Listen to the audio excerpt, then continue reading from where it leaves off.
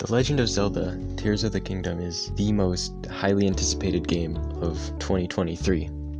At least, that's what people voted for at the Game Awards last year. And there's a reason for that. Its predecessor, Breath of the Wild, was innovative on almost every front. It was an open-world game, vastly different from every single other one in the genre. It featured almost an entirely open-ended progression system. You could tackle the game however you wanted. The only thing you needed to do to beat the game was to first complete the Great Plateau, and secondly, to kill Ganon. Anything you do in between was entirely up to you. And it was great. 97 on Metacritic. One of the highest rated games of the decade. But since its release, people have started to recognize its flaws. There's something about the old system in Zelda games where it was very polished. You had to go through each dungeon in order, and it meant that the developers could make very specific puzzles. They could make the player experience things that they would not be able to experience in an open-ended progression system. Making the player go through certain dungeons and hit certain story beats means that you can make the player feel something and experience something. In Breath of the Wild, you could hit any of the memories at any point you wanted, and you could tackle any of the dungeons, or divine beasts, which are arguably not dungeons, in any order you wanted, meaning the developers could not make you experience something that the older games did, notably Ocarina of Time or Twilight Princess. Now, with Tears of the Kingdom, it's a very big controversy because people are worried it won't have dungeons. It'll be more Breath of the Wild and less older Zelda. Fewer unique experiences and more you build the game yourself, right?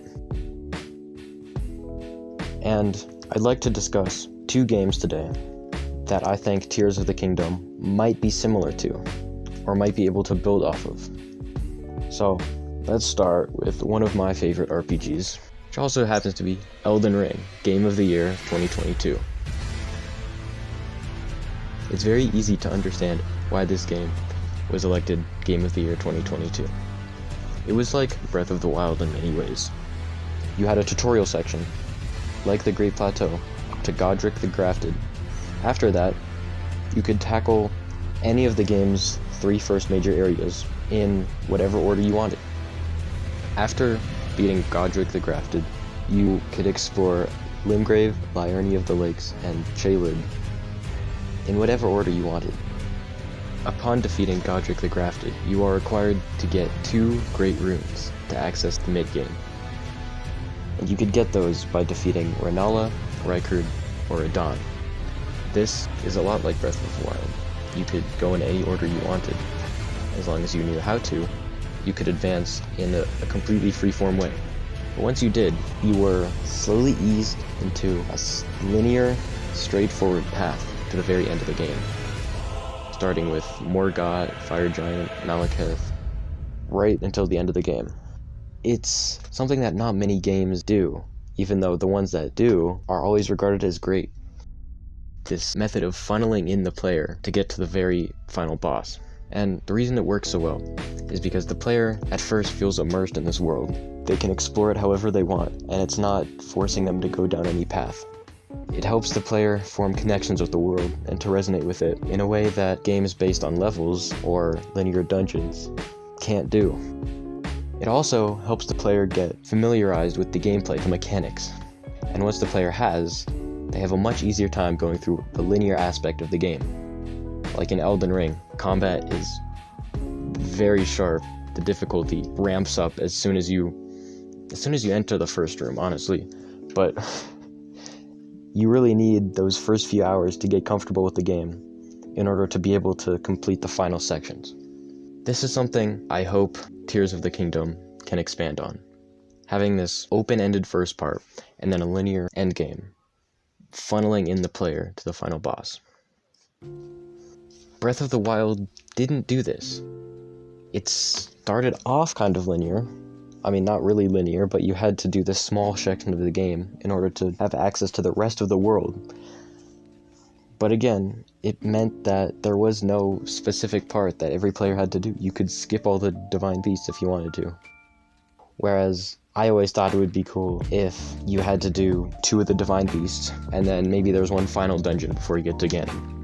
I always thought that's how Breath of the Wild should have worked. And Elden Ring basically did that. Now, the second game I'd like to talk about is Subnautica. In many ways, it's nothing like Elden Ring or Breath of the Wild, but it is open world. It is an open world game, like Elden Ring and Breath of the Wild, as open world as those are. And so, it in many aspects has the same kind of progression as Breath of the Wild.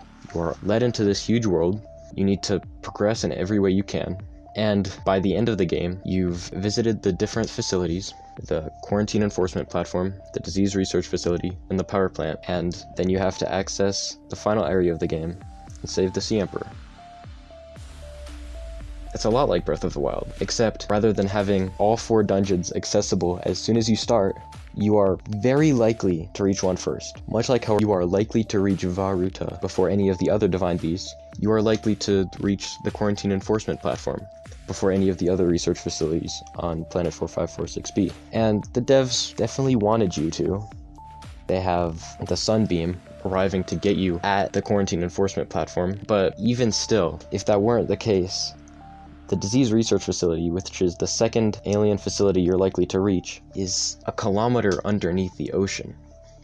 And that's nearly impossible to get to without having access to a vehicle, which you can get in almost any part of the map. So the way Subnautica's progression basically works is you explore the world, you probably visit the quarantine enforcement platform, and then you build a vehicle. The sea moth is likely first, maybe the prawn suit, and then you go down to the Lost River. That's where the funnel happens. The entire world funnels into the Lost River. While there are different paths into the Lost River, and they're likely to give the player different experiences, you are eventually going to reach the disease research facility and progress through the game. Then you go into the lava zone.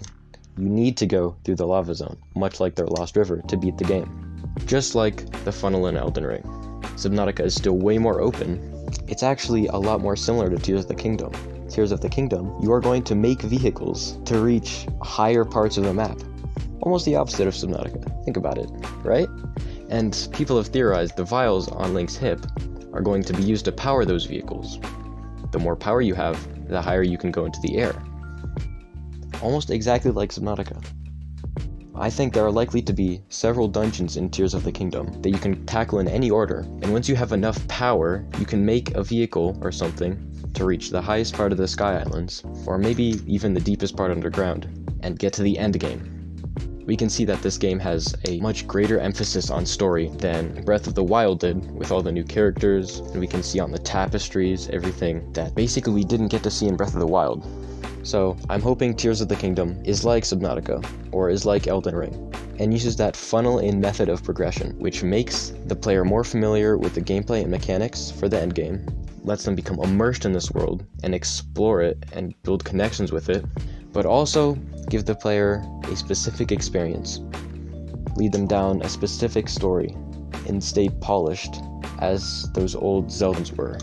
But we'll see in about a month now until Tears of the Kingdom comes out.